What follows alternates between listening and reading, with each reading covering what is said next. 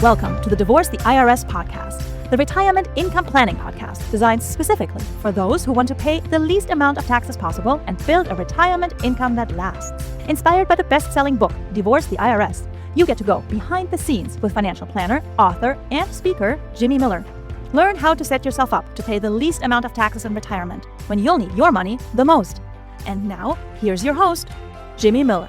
Welcome to episode 30 of the Divorce the IRS podcast. Now that we've spent 29 episodes exploring some tax basics, the 8 tax time bombs, and many retirement income strategies, it's time to dive into a case study to see how this all might work. In this and the next 2 episodes, we'll discuss 3 case studies in total. The first illustrates how a young person starting their career can structure their savings to ultimately end up paying no tax in retirement and officially divorcing the IRS. I call this case study Doing It Right from the Start. The second case study will demonstrate what a couple closer to retirement should consider. This couple already finds themselves with more than their ideal number in their tax-deferred bucket. We'll explore how they can use the strategies outlined in this podcast to rectify their situation and arrive at a tax-free retirement. The final case study discusses how a pension may make it impossible to pay no taxes in retirement, and how to get as close to the 0% tax bracket as possible if you will be receiving a taxable pension one day. Let's kick this off by starting with a simple example of someone who did it right from early in life, applying the concepts in this podcast, and was able to achieve a 0% tax bracket in retirement. We can call our fictitious saver Mary. Mary, like many of us, spent most of the money she earned in her 20s. She also had some life happens events where she was forced to withdraw the small sums of money she'd saved up for retirement to that point.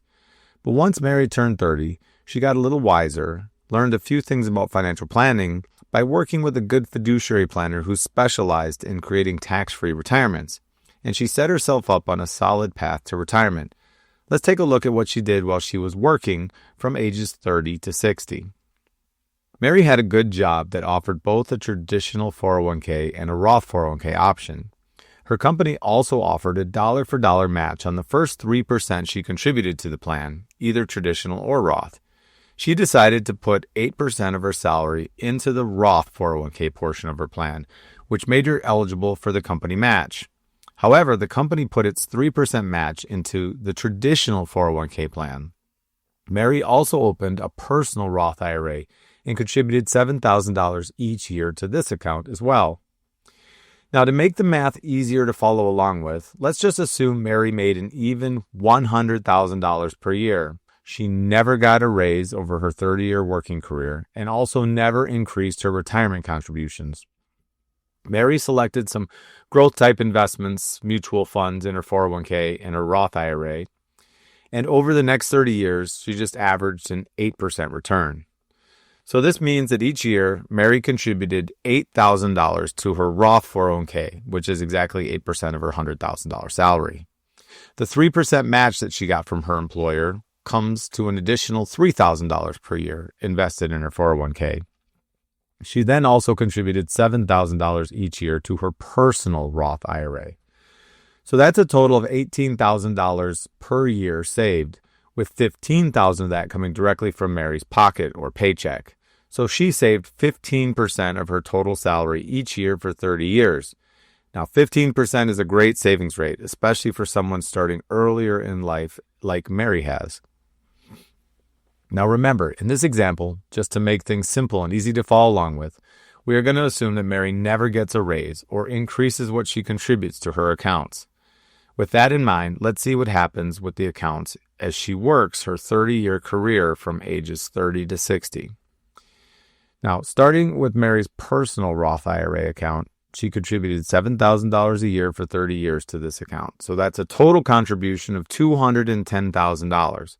Growing at 8% on average, this account grew to about $863,000 by the time Mary was 60 years old. Next, let's look at Mary's Roth 401k contributions. She contributed 8% a year of her salary, which was $8,000 each year, to this account for 30 years as well. So that is a total of $240,000 worth of contributions. This also grew at an average 8% rate of return, and in the end, she had a balance of about $987,000. Finally, the 3% match, or the $3,000 per year that Mary's employer contributed to her 401k as a match. This came out to $90,000 worth of matching contributions, and also growing at the average rate of 8%, ended up being worth $370,000 after the 30 years. So if we add all that up, the total contributions over the 30 years came to $540,000. And with that average 8% growth over those 30 years of her career, Mary ended up with a balance that was a little more than $2.2 million. Now, about $1.85 million of that total is in her Roth accounts and will come out tax-free now in retirement for Mary. And about $370,000 of her ending balance is tax-deferred, which was the matching contributions her employer gave her over her working years. Now that Mary is 60 years old, she would like to retire. She puts in her retirement notice at work. She celebrates with her coworkers at her retirement party, and then she rolls over the match portion of her 401k to a traditional IRA, and she combines her Roth 401k into her personal Roth account just to simplify her financial life and consolidate the number of accounts she has to manage. Let's see how she structures this now in retirement to remain in a 0% tax bracket. First, let's look at ages 60 to 70. For the first 10 years of retirement, Mary draws $15,000 out of her tax-deferred traditional IRA account. She withdraws this amount as she can apply her standard tax deduction against this income and receive it tax-free. She never paid any tax on this money as she earned it. It was the match from her employer because it was totally pre-tax money. And now she's receiving it tax-free in retirement. Very nice. She also takes money out of her Roth account. She uses the widely used 4% rule to be conservative, which gives her about $74,000 of income in her first year of retirement. So in total, she takes $89,000, $15,000 from her traditional IRA plus $74,000 from her Roth IRA, all tax-free in her first year of retirement. That's almost $7,500 a month, which is actually more than she was taking home while she was working, considering she was paying taxes on her salary during her working years. And now her income is 100% tax-free. Mary is also going to increase her withdrawal amount by 3% each year to keep up with inflation. She will take first from her IRA each year, being sure to keep this withdrawal at or below the ever-increasing standard deduction amount each year, so it remains tax-free for her. She will take the rest of her income from her Roth account.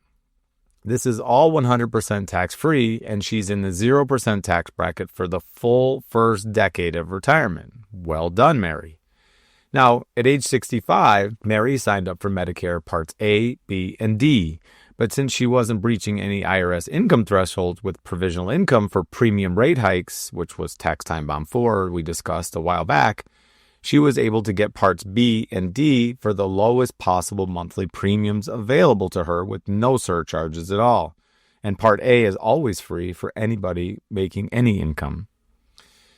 Next, let's explore ages 70 to 73 for Mary. At age 70, Mary needs to start claiming her Social Security, as waiting beyond 70 to claim it has no benefit.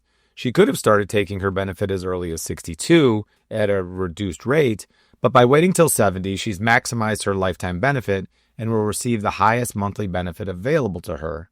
For this case study, let's assume this comes out to $2,500 a month or $30,000 a year of Social Security benefits. The IRS will now look at her provisional income to determine if she will owe taxes on her Social Security. The calculation for Mary is fairly simple, as the only provisional income that she has is half of her Social Security, which is $15,000 a year, and any amount she withdraws from her traditional IRA. Now, since Mary wants to stay under the $25,000 IRS threshold as a single person, so she won't owe any taxes on her Social Security, she's already used up $15,000 of the $25,000 threshold with half of her Social Security benefit. So she now starts taking out only $10,000 from her traditional IRA account to get her right up to the $25,000 threshold, but not over. She doesn't owe any taxes on the $10,000 she took from her tax-deferred traditional IRA because she applies her standard deduction against that money to receive it tax-free. She doesn't owe any tax on her Social Security because she's remained under the $25,000 threshold with her provisional income.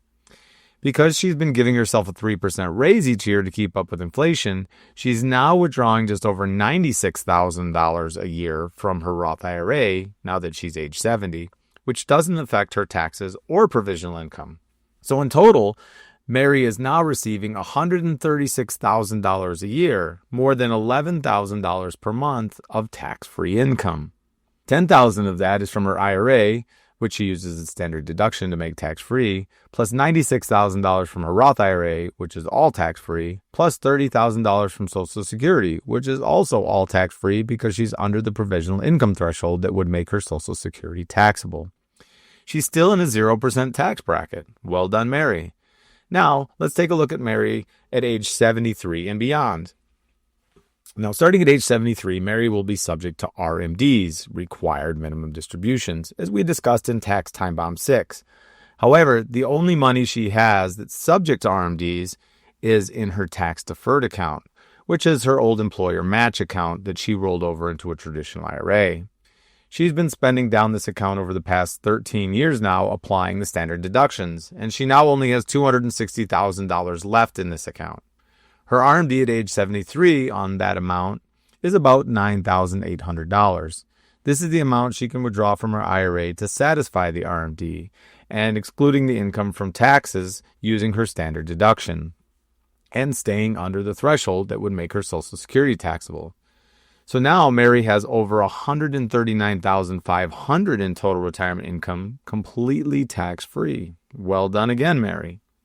Now, RMDs do increase over time. So in the future, Mary may find herself in a situation where her RMDs may push her into the lowest tax bracket, which is 10% in 2026.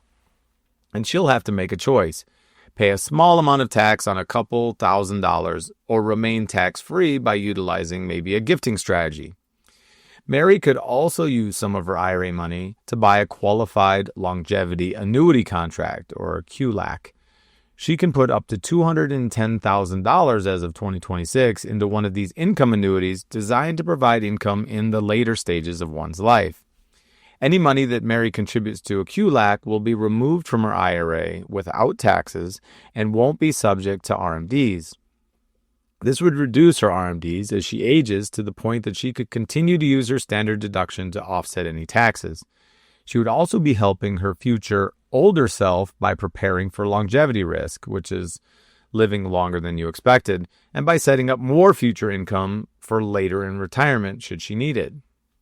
Now, if Mary's IRA continues to grow and her RMDs become too great for her to stay in the 0% tax bracket, and she didn't want to use the QLAC option, she could give some of her IRA to charity.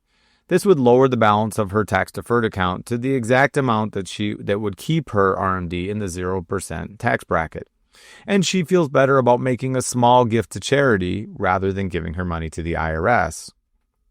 Now, over the course of her 30-year retirement, Mary receives approximately $3.5 million from her Roth IRA, about $1.2 million from Social Security, assuming Social Security rose by about 2% a year for her, and $350,000 from her tax-deferred account, for a total of more than $5 million in retirement. And she's received every penny of this income completely tax-free, divorced from the IRS. Now, to be fair, and consider this from all angles, it's fair to bring up the fact that Mary didn't save anything on her taxes while she was working those 30 years at her job, as she didn't put any of her own money into tax-deferred accounts. Was this good for her? Let's take a look. To compare, let's suppose that Mary's friends all used conventional wisdom and wanted to save as much as possible on taxes during their working years, instead of in their retirement years. So they all saved the same 15% that Mary did over the same 30 years. They all put 8% of their salary into their traditional pre-tax 401k. They received the same 3% match, and they started personal traditional IRAs, which are pre-tax, to save the $7,000 each year and write off even more of their taxes. So this strategy saved each of Mary's friends about $4,000 a year in taxes each year while they were working for those 30 years. And that's definitely nice while you're working. And over that 30-year working period in this example, that adds up to a tax savings of about $120,000 for each of Mary's friends, which Mary didn't get. Now, on the flip side, though, in retirement, Mary's friends not only owed taxes on everything they took out of their tax-deferred accounts, but they also made 85% of their Social Security taxable by breaking the provisional income threshold. At the start of retirement, when Mary started out with $7,500 in her pocket to spend after tax, because she didn't pay any tax, her friends only had about $6,500 after they paid their tax. So Mary started out retirement with $1,000 more to spend each month in retirement. At age 73, Mary was able to take out over $139,500 in tax-free income, whereas her friends would have only had about $110,000 left to spend after they paid the IRS. Now that's a big difference in retirement income and lifestyle. Over the course of the whole 30-year retirement, each of Mary's friends paid the IRS almost $1 million in total tax. So my question to you is, would you like to be Mary and not have saved $120,000 in taxes while working over the 30 years so you could save more than $1 million in taxes in retirement and divorce the IRS? Or would you rather be one of Mary's friends who probably blew the $4,000 a year in tax savings while they were working and had to pay $1 million in taxes over the course of their 30-year retirement? You see, if you're in the early stages of your career, you have the opportunity to choose now. But what if you aren't nearing the beginning of your career and you're maybe a bit closer to the finish line? In the next episode, we're going to look at another case study, one for a couple that is a bit closer to that finish line and finds themselves with more than their ideal number in tax-deferred accounts. If that sounds more like you, stay tuned for that episode. Want even more ideas, tools, and resources on how to navigate the financial life? Check out all the resources on the Divorce the IRS website at divorce-the-irs.com or the Baobab Wealth website at baobabwealth.com, and subscribe to the blog to stay up to date on issues affecting retirement income planning. Don't forget to subscribe to the podcast so you never miss an episode. Baobab Wealth and Baobab Wealth Abroad are DBAs of Baobab Wealth LLC, a Florida registered investment advisor. This podcast is designed for general education purposes only and shouldn't be taken as legal, investment, or tax advice. You should seek out a qualified tax professional or licensed financial advisor to determine what is best for your personal situation.